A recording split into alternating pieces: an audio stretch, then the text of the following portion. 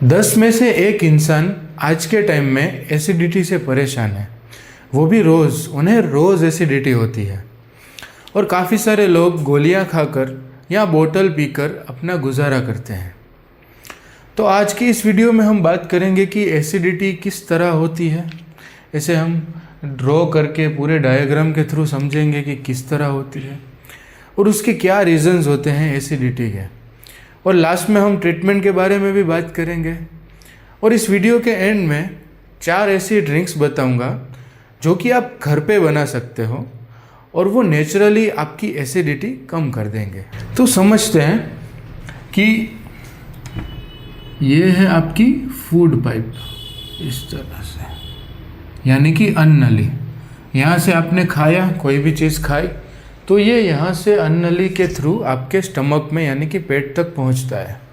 तो यहाँ से खाया, अभी मुंह नहीं ड्रॉ कर रहा मैं, और ये अन्न नली के थ्रू आया आपके स्टमक में। ये अन्न नली यहाँ और ये है आपका स्टमक, इस तरह से। ये आपका स्टमक है। अब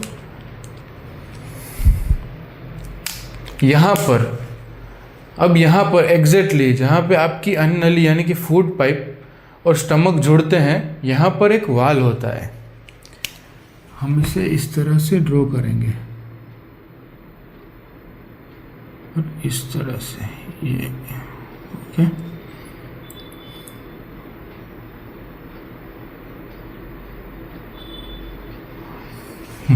आपके समझने के लिए ये वाल हो गया हमारा। इसे कहते हैं लोअर इसोफेजियल स्फिंक्टर यानी कि LES। ये क्या करता है कि यहाँ पर हमारा एसिड होता है, पेट के अंदर एसिड होता है। ये इस तरह से एसिड भरा हुआ होता है, ये एसिड। इसे कहते हैं हाइड्रोक्लोरिक एसिड, HCl। ये एसिड हमें डाइजेशन में हेल्प करता है, पाचन करता है हमारे खाने का, ताकि इजीली पच जाए, और बहुत सारे काम करता है, जैसे कि बैक्टीरिया को मारता है, खराब बैक्टीरिया को, बहुत सारे। तो इसका काम होता है कि ये एसिड को ऊपर ना आने दे। और ये वन वे वाल होता है, ये पूरा मस्क्यूलर वाल होता है। ये तो हमने सेक्शन दौरा है, अगर बॉडी को बीच में से कट किया जाए और देखा जाए तो इस तरह दिखता है। तो ये पूरा ऐसा राउंडेड मसल होता है यहाँ पर। तो ये जैसे कंस्ट्रिक्ट होता है तो ये वाल यहाँ, ये दरवाज़ा बंद हो जाता है, और अगर रिलैक्स होता है तो ये दरवाज़ा खुल जाता है। ये वन वे है, यानी कि यहाँ से खाना आ सकता है लेकिन वापस नहीं जा सकता। ये वन वे है। अगर आप खाना खाते हो तो ये वाल खुलता है और सीधा आपके पेट में जाता है, इस तरह से। अगर यहाँ से खाना आएगा यहाँ से तो ये वाल खुल जाएगा, खुल गया और सीधा आपके पेट में खाना चला जाएगा। अब जब किसी भी वजह से ये वाल वीक हो जाता है, यानी कि खराब हो जाता है या खुला रह जाता है, तो उसकी वजह से क्या होगा। अच्छा, पहले ये क्लीन कर देते हैं ताकि आप बेटर समझ पाए।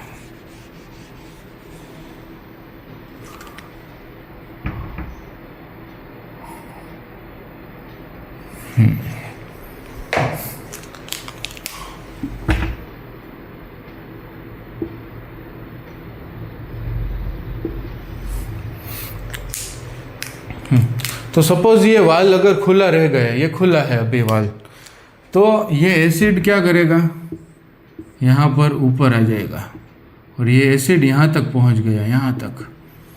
सो एसिड कैसा होता है नेचर में, वो जलन करता है, किसी भी चीज़ को जला देता है। मतलब पेट का एसिड तो बहुत डाइल्यूटेड होता है, वीक होता है, इतना ज़्यादा स्ट्रॉन्ग नहीं होता है।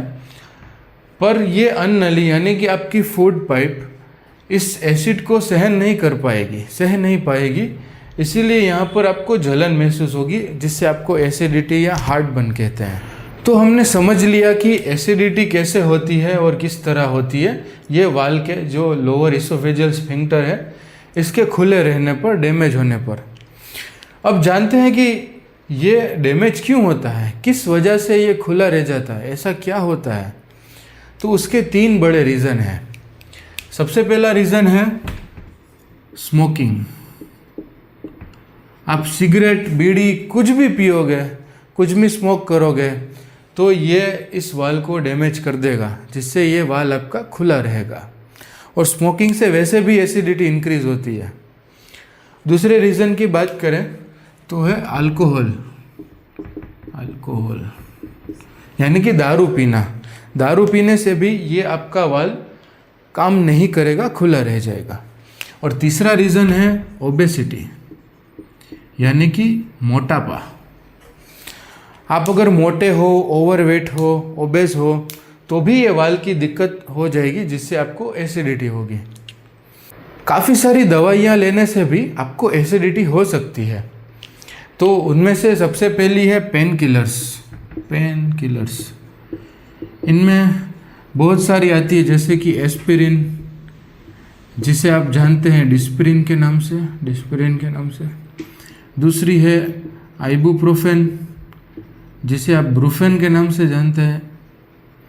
तीसरी है डाइक्लोफिनेक, जिसे आप रूमानिल के नाम से जानते हैं शायद। तो इन सारी दवाइयाँ ये सारी दवाइयाँ अगर आप खा रहे हो तो इनसे एसिडिटी हो सकती है, ठीक है। ये एसिडिटी को बढ़ा सकते हैं। और कुछ बीपी की दवाइयाँ भी है जो आप शायद रेगुलरली ले रहे हो, उनसे भी एसिडिटी हो सकती है, या ये वाल की प्रॉब्लम आ सकती है। जैसे कि अभी दूसरा बात करें बीपी मेडिसिन्स,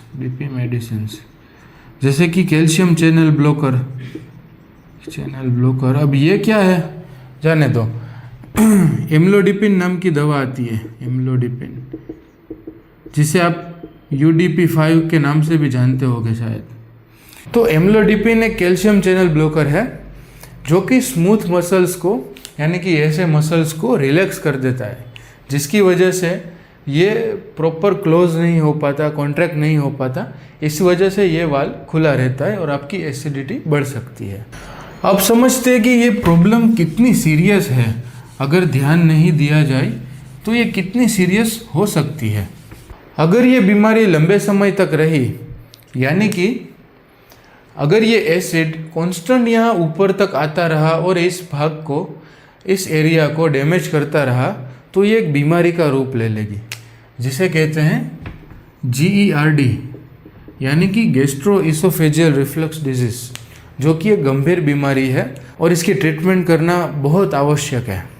अब अगर इस GERD यानी कि गैस्ट्रोइसोफेजियल रिफ्लक्स डिजीज के लक्षण के बारे में बात करें तो क्या क्या हो सकता है।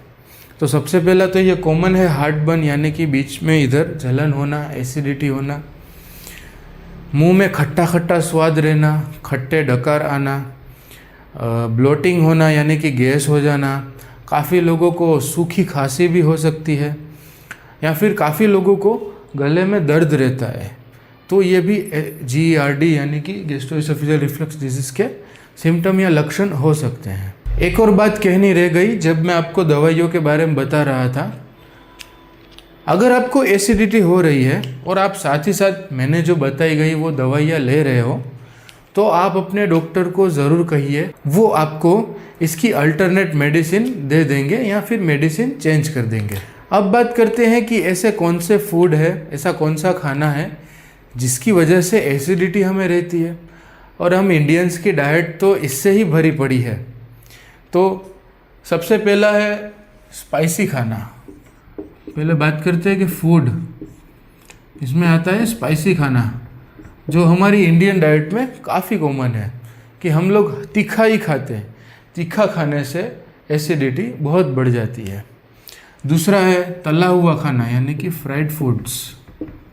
तला हुआ खाना, समोसे, पकोड़े, कचौरियाँ, तेल ही तेल है हमारी डाइट में, जिससे भी ये एसिडिटी हो सकती है। और तेल वाला खाने से बहुत सारी दिक्कत हो सकती है, कोलेस्टेरोल, BP, डायबिटीज़ एट्सेट्रा। आप नाम दो क्या बीमारी नहीं हो सकती। तीसरी चीज़ है, वो भी हम ज़्यादा करते हैं, ज़्यादातर चाय, टी और कॉफ़ी। दिन में 4-4, 5-5, 6-6 कप पी जाते हैं टी, चाय के और कॉफ़ी के। इनमें कैफीन होता है, कैफीन, जो एसिडिटी को बढ़ा सकता है।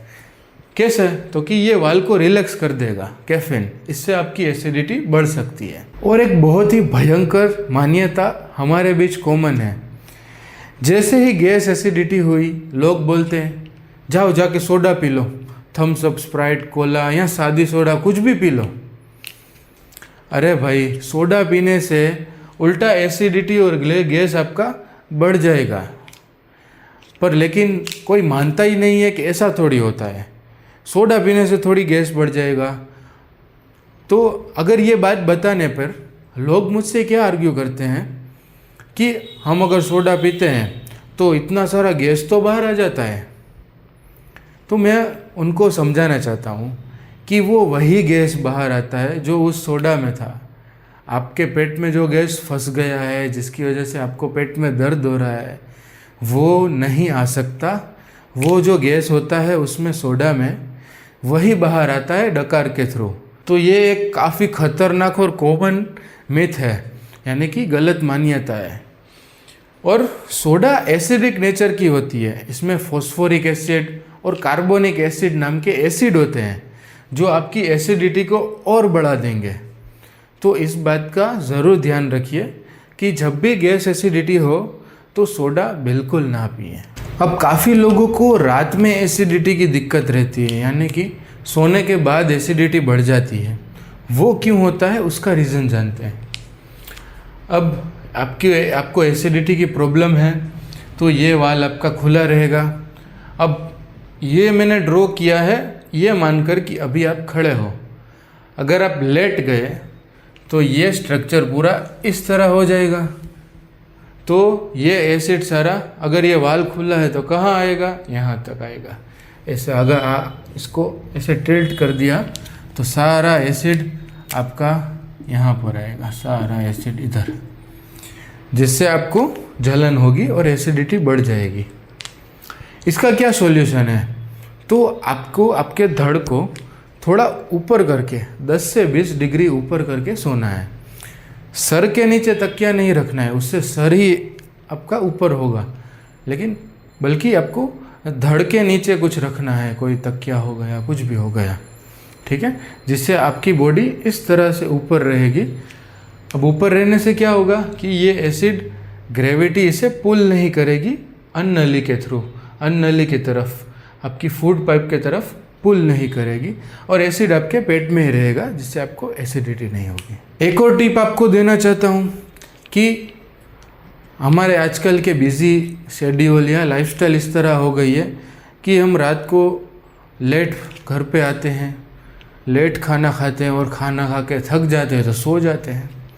इसकी वजह से डाइजेशन में भी प्रॉब्लम रहती है और एसिडिटी भी होती है। तो एक आपको एडवाइस देना चाहूँगा कि सोने से 2-3 घंटे पहले एटलीस्ट खा लें, ताकि स्टमक को, यानी कि आपके पेट को, उस फूड को, खाने को डाइजेस्ट करने का टाइम मिले, ताकि आपको एसिडिटी ना हो और आप सो तो पेट आधा तो खाली हो चुका होगा, उसने पाचन कर लिया होगा।